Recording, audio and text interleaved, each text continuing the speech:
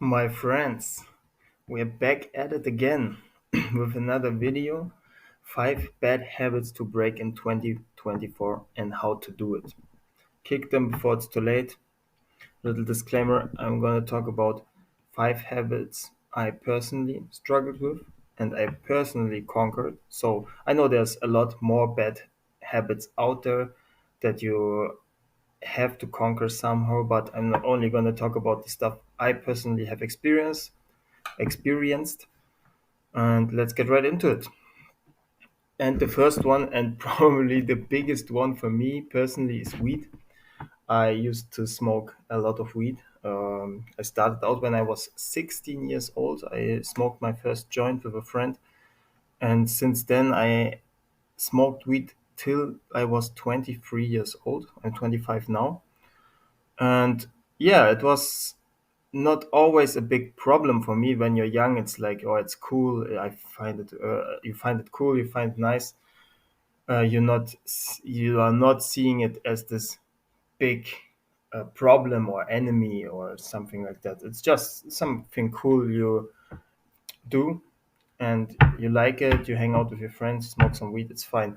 But I think this is exactly also the dangerous part about it, because it is not that harmless as it seems to be, or people make it out to be. It is a very dangerous drug, and it is especially dangerous because it's very sneaky in the way it destroys your life. It does not come like heroin. You do one needle, you're hooked for life, and you see your whole life go down the drain, and you don't even care. It's not like that. You have still your life together. You to have your life together. You have your routines and everything. You can still function, but it is very dangerous because it just seems the way that you still function, but slowly and surely your life goes in the direction you don't want it to go. And there is a disclaimer on this page. Of course, it's fine if you're average. Everything I'm about to say, every bad habit is fine. It's fine to have this habit if you are average, but we're not talking about being average. We're talking about being exceptional, better than average. If you want to become someone great in life, you have to make sacrifices to become this person. Of course, the average guy can work on weed. He can smoke early in the morning, go to work, do his shitty job, come home and watch Netflix. Everyone can do that, even on weed. That's no problem. If you want to do exceptional stuff, if you need the extra energy, this is when it becomes hard. And I always wanted to be exceptional, but I always had that problem with weed, that it wasn't and at the forefront of my mind. I used to tell myself, it's cool, it's fine. I can work, I function fine with it, but to be honest, it really held me back a long time. And this is why when I stopped at 23, I finally realized, damn, I wasted so much fucking time just hanging around and smoking weed and doing fucking nothing. So this is why it's dangerous. And yeah, how to break it? You have to understand that being chill is not cool. You have to decide what you want from your life, what you want to achieve in this life. Maybe you have a deadline. For me, it's always I want to achieve certain things before I'm 30. And then you have to look at your activities that you're doing. And if you're just sitting around smoking weed, you already know, damn, if I'm gonna continue that down that path a few years longer, I'm gonna be 30 and have achieved nothing. So realize that being chill is not cool. Realize that it is that is very way cooler to be productive, to be active, to have a lot of hobbies, a lot of social interactions with people, than to isolate yourself, smoke weed all the time. Also, remove yourself from tempting surroundings. If your only friends are weed smokers and you just get together to smoke weed, you have to change your surroundings. I'm sorry, at least at the beginning. I now have friends that smoke weed. I even live with two guys in my shared flat that smoke weed, and I now am that clean and that against it that I would never start it again, even though they are smoking around me. It doesn't affect me at all anymore. Back then, I wasn't that stable. I could have relapsed really quick especially in the beginning. That's why remove yourself from those surroundings and don't have any weed lying around. Don't meet up with your friends when you know they are all smoking weed. It's very important because you make it so much easier by just removing yourself and finding something new to do. Also, find something new to do. If you are just sitting around, chilling, playing video games and smoking, you have to find a hobby, man. Get a life. And you will realize if you are busy, if you have a life, you won't even feel the need anymore to do it because you're way too busy to think about chilling at this moment. Okay, next one, alcohol. This is a tricky one because it's so broadly accepted in our society, and it is the driving factor for most uh, weekend activities. Nobody goes in the park on a Saturday night and just sits there and enjoys his time alone. Everyone wants to go out, wants to drink, have a fun time, and I understand it. I'm not completely sober myself. I haven't been drinking for almost 3 months now. Last time was on New Year's, and since then, okay, it's 2 months, but since then, I haven't been drinking at all, and I'm not planning to start anytime soon again. Before that, I was also almost sober all the time, but I had to quit it as well because I used to drink a lot.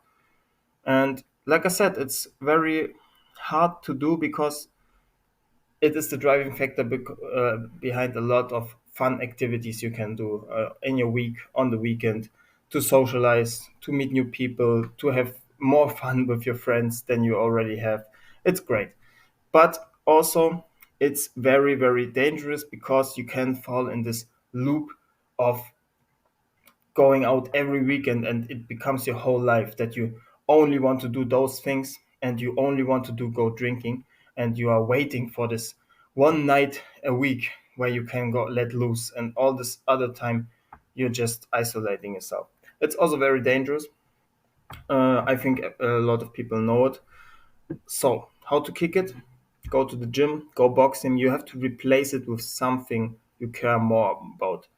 For me, it's gym, boxing. Because I take my training very seriously, I do not want anything to mess that up. Especially if you do boxing, it helps a lot because go sparring for a few rounds and get beat up because you're not in your top form, and you will start questioning if you next time you want to go drinking, you will start questioning it because it does definitely affect your performance physically, even if it has been 3 4 days after it, it still makes you move less fluidly or something like that. You're just not as bright and as fresh in the brain. Also, if you stop, you will almost instantly realize after 2 weeks, after a month, how numb your brain actually was, because it actually stays in your body for 22 days or something like that. I've read somewhere, and the fact that it definitely affects your brain long after the hangover is gone. Okay, how to kick it? Same things. Like I said, go gym, go boxing, find something that is enjoyable to you and that you care more about than being drunk. Accept FOMO, then kill it. Very important. You will lose out on some activities. You will have those situations where you think, damn, if I don't drink now, I will miss a few opportunities. You have to just think to yourself, okay, man, I want to be exceptional. Do I really want to fuck around now, or do I want to achieve something in this life? And then you have to make the sacrifices. Accept that there will be FOMO, that you will have the fear of missing out, and then kill it. Accept it, and then just go with it. You're not gonna miss that much. I also change your surroundings. Once again, those tips are very similar because it's almost the same for every habit you try to break. But yeah, change your surroundings. If you're only, or if your friend group is only meeting with you because you want to go drinking, because they want to go drinking, and other than that, you don't hang out at all together, it's not the right friend group for you. I can tell you that.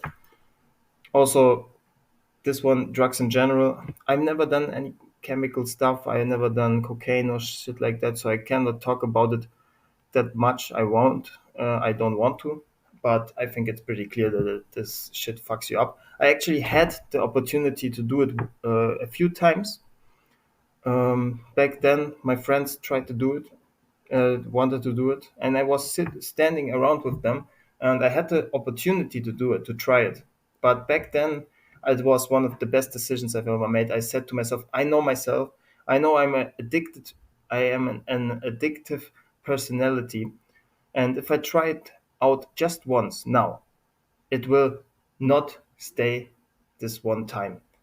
It will not be only this one time. There will always come new opportunities to try it out. And if you tried it once, you probably do it another time. So I said to myself right then and there, I won't do it. I won't try it.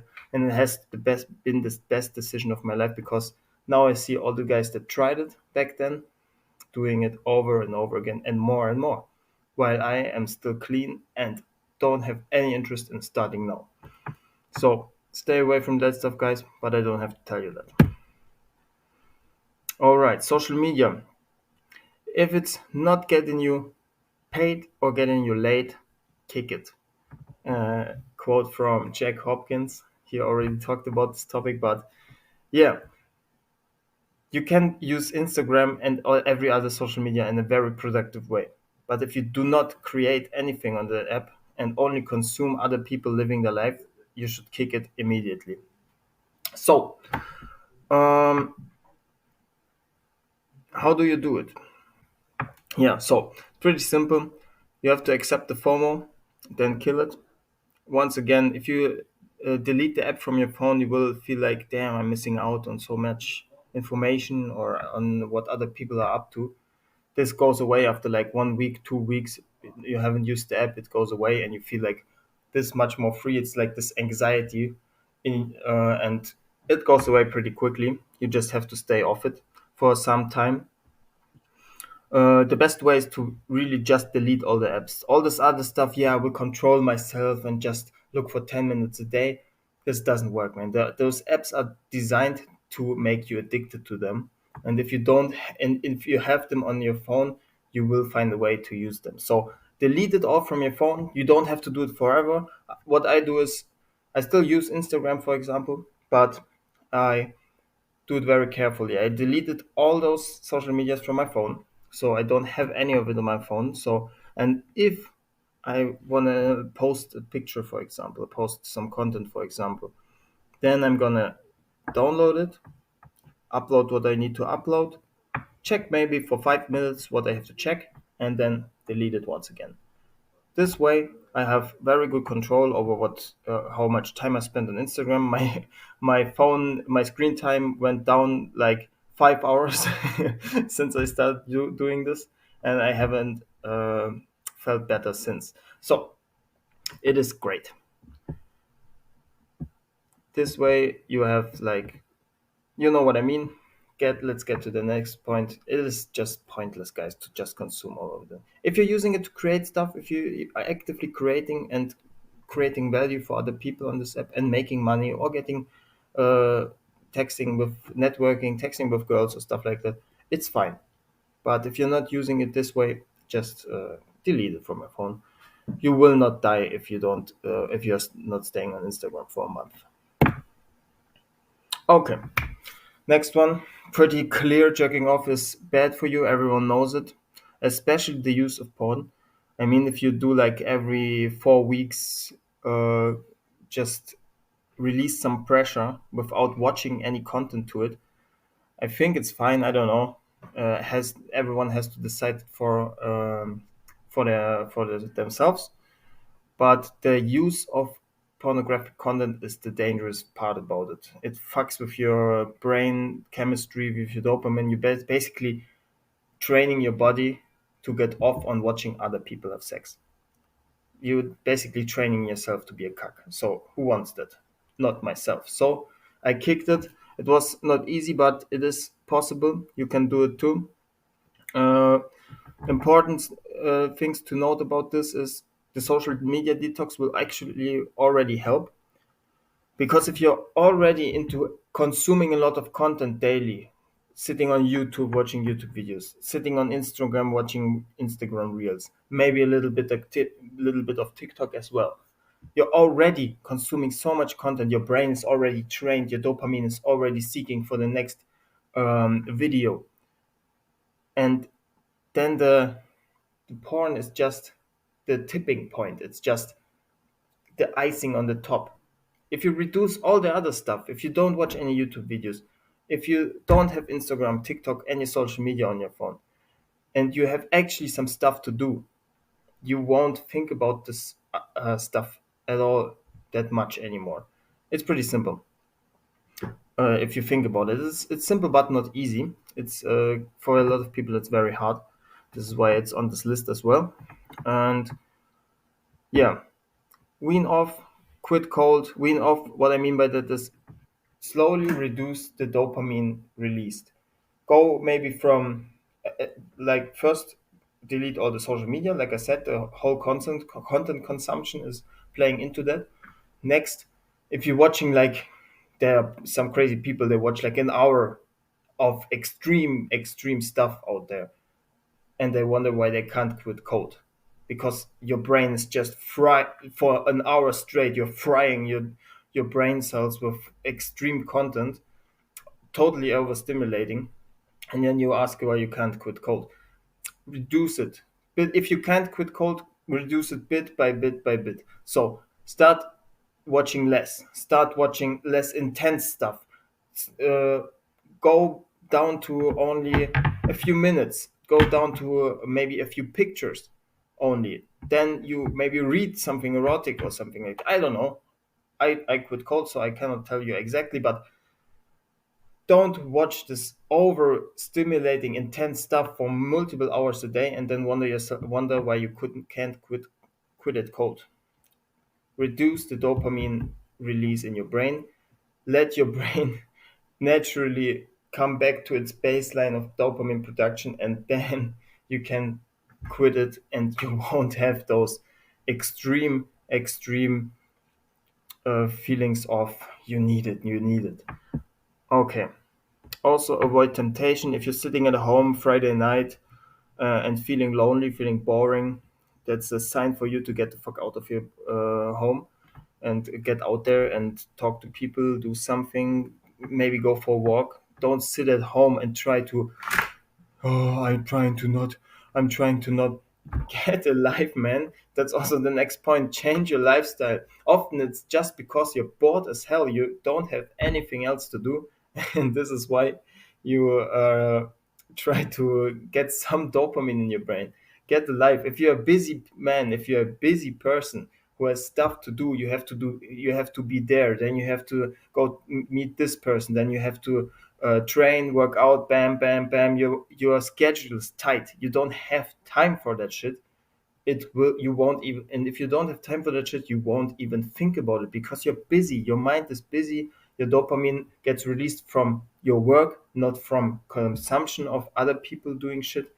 And slowly but surely, you won't think about it anymore because you are just too busy. Also, change your identity. No, none of this no fab streak bullshit. Oh yeah, I'm 320 days clean now. I hope I can go further than this, and oh, it's changed my life. Nobody cares. Keep it to yourself. Become a person who's just not interested in that shit. Don't be like that guy. Oh yeah, I'm on streak 120 now. What you know what a streak means? A streak means that it has to end at some point. You're not trying to do as many days without it as possible. You're just not that type of person who does it. This is the mindset you have to, the approach you have to take to it. And change your identity, because if you don't, if you're not identifying yourself anymore as a person who does it, why would you do it? And otherwise you're just an addict who tries to stay clean. So but you're not an addict, you're just not a person who doesn't care about that shit. Next one, last one, video games. Also a big struggle of mine back in the day. I used to play a lot of video games, and for like 10, 12 hours a day, sometimes 14 hours a day. My whole all my teenage years were spent in front of the PC. And at some point, like at 20 or something, I had to make a decision and just say to myself, okay, I have ambitions for this life. I have certain goals I want to achieve when I'm 30, and video games are just not part of the man I want to become. So I had to kick it. And I love video games. I love playing with my friends, and I'm really good at a lot of games like Counter Strike. And I love bashing some games and some noobs, but it's it, it doesn't fit into my lifestyle, and there are a lot more important things at stake for me if I want to achieve those things, and video games just don't fit into that lifestyle. So I had to kick it. I had to make a sacrifice. Like I said, I love it, but if you want to be more than average, you have to sacrifice a few things. And this is where you have to ask yourself, what do I want to become? If you just want to be an average guy, go work 9 to 5, come home from work, play 1 or 2 hours of League of Legends, Counter Strike, whatever, Fortnite, whatever games there are, um, then it's fine. Then you can stay average your whole life and you will probably be fine. But if you want to be more than average, if you want to achieve more than average, you really have to think of how you use your time. Yes. So video games, kick it. I think it's not that hard. You just have to make that active decision and also get friends who are not gamers. If your whole friend circle is your friend circle on Discord and you're lonely without them, you should get friends outside, get a hobby, do some sport, go to boxing, find friends that are living life out there in the real life and a life you can participate in. So that's it. Pretty simple. We're gonna go over a few general tips to break any habit. Because like you probably noticed, a lot of those points are the same. I said it again and again. You have to change your identity. You have to find something that is more important to you. That's basically all, because you cannot actually just quit a habit. You cannot quit it. You only can change it.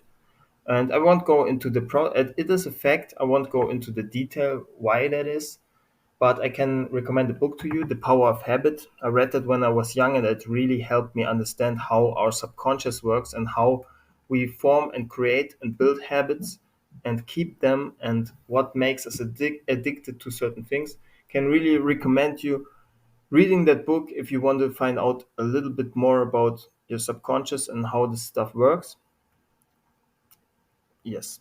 So, and the last point, having an extreme view against it helps very, very much, especially in the beginning, and especially for keeping off of it. For example, weed is a thing like when when I started to try to quit it, it was always like this.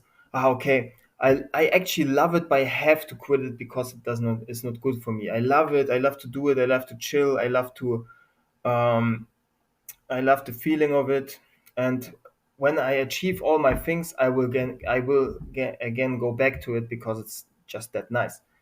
And that's not the right approach. You have to get into an extreme mindset against it, even though I don't feel personally bad about it that much, but it just helps to like lie to yourself and delusion yourself into hating this drug. Just say, I don't want to do have anything to do with that shit. I'm not interested in it. I don't want it. I don't want to have anything to do with the people who do it. I don't give a shit. It's awful. It's an awful drug. I don't want to have anything to do with it. If you go about it like that, you won't have like those cravings on you. It's also again with the identity change. You're becoming, by telling you this over and over again, you're becoming a person who is not interested in even trying it. And this is so important that you change your identity and not only try to be you are not your identity should not be I'm an addict that tries to stay off of it. I'm a person who never did it. I'm a person who's never been interested in that stuff. Lie to yourself. It's fine. Be delusional. If it helps you stay off of it, do it. It is totally fine. Important is to change your identity It's the same thing with smoking, with cigarettes. I didn't have the problem with cigarettes that much. I never really smoked. But when I started for like a few months, because I wanted to try it out, I didn't not have the problem to. I realized why people like it so much is because they see themselves like in the movie, smoking a cigarette, looking cool. That's their own image. The image of themselves in the head is what makes them want to do it. And if you change this image to someone who doesn't smoke, you're all of a sudden not interested anymore.